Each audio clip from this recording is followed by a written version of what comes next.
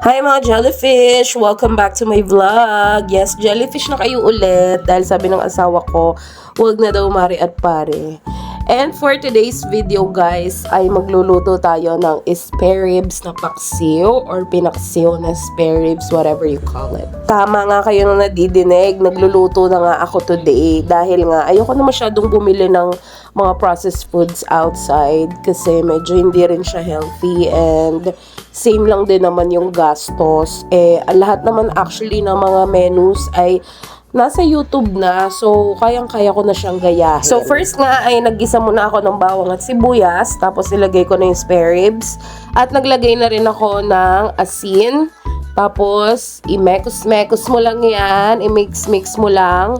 Lagyan mo na rin ng toyo. Kahit meron na ako niyan, nilagyan ko pa din, guys. Yes. So, kapag kumulo na siya, ay ganyan na yung itsura niya. So, dapat ay medyo toasted.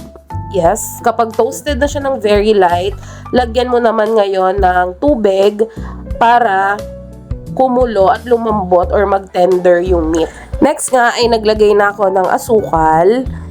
Medyo gusto ko talaga yung lasa is like naghahalo yung alat at yung tamis, ganyan.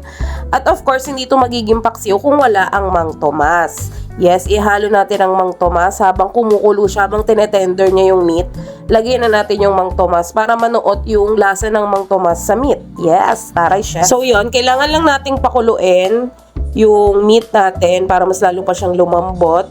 At habang pinapakulo ko nga yan, ay napaisip ako na hindi ko alam na marunong na pala ako magluto ngayon. Kasi before, hindi talaga ako nagluluto, guys. At nilagyan ko na nga siya ngayon ng, ano ba tawag dyan? Laurel. Dahon ng laurel, yes.